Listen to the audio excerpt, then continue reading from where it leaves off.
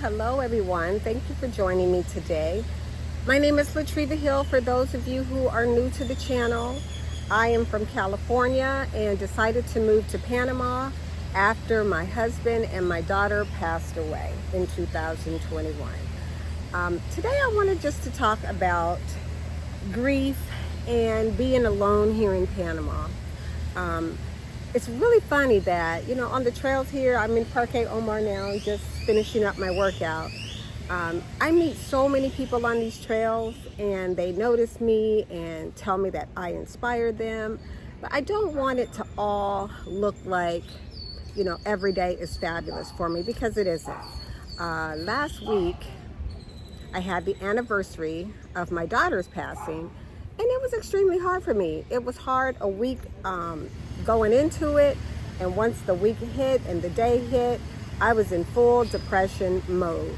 I didn't leave the house, I didn't leave my bed, and I really didn't want to talk to anyone either. So I was full blown in a depression. And a lot of times when that happens, I let myself go through the grieving process, but I don't give myself more than a week to stay there.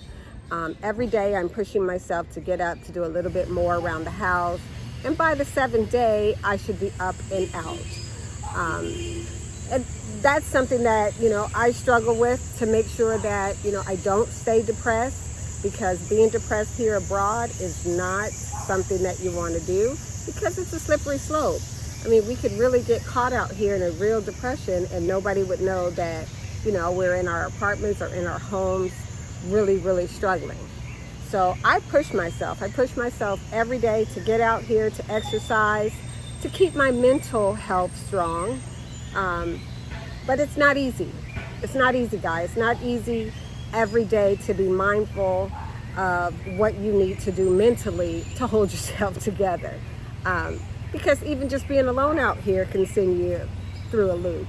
And that's anywhere you move abroad, especially if you go abroad solo, like I've done. I do have a lot of friends here, a lot of people that I can turn to, but once you start spiraling down that depression hole, there's nobody that you want to talk to. I just kind of want to just be by myself, and that's normally what I do.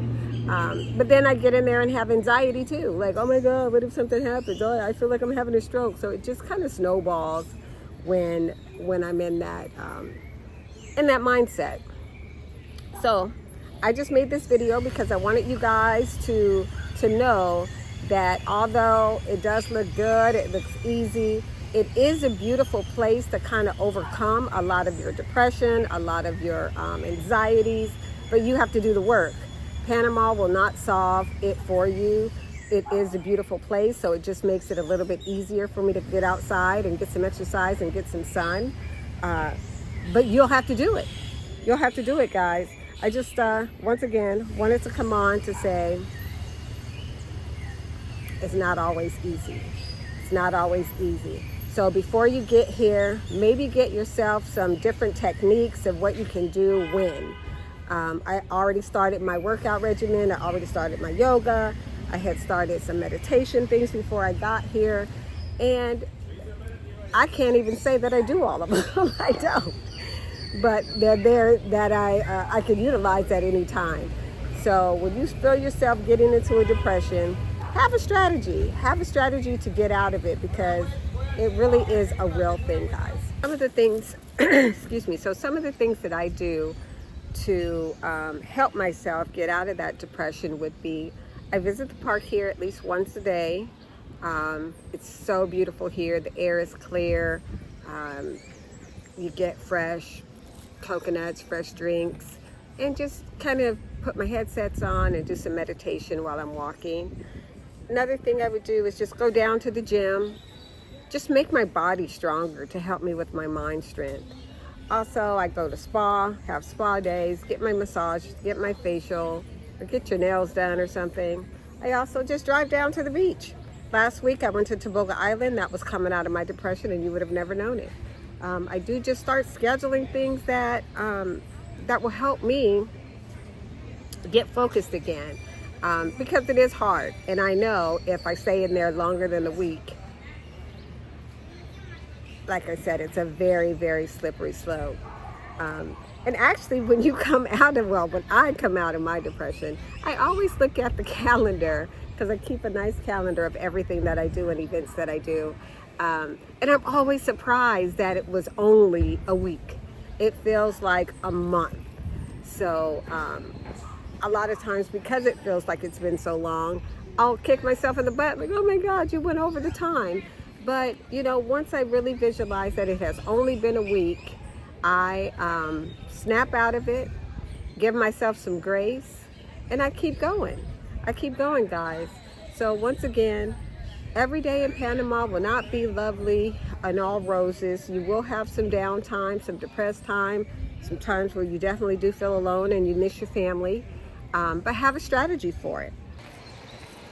And sometimes, guys, I am on this trail with tears in my eyes.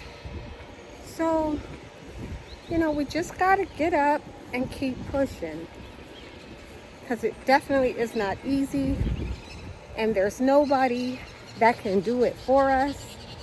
So, and I think it's unfair to put it on someone else that really doesn't understand the grief and what we're going through.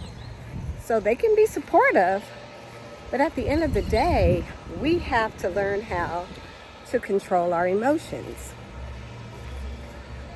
I have 2 birthdays, 2 anniversary death days. That's a lot of days that can possibly make me fall into a depression. So, you know, I have to learn different strategies and things to do when those times come around. So once again, guys, please think about that. Think about being out here alone. How would you handle being depressed?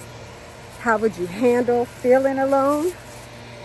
Because you're going to need to fall back on some of those strategies once you get here.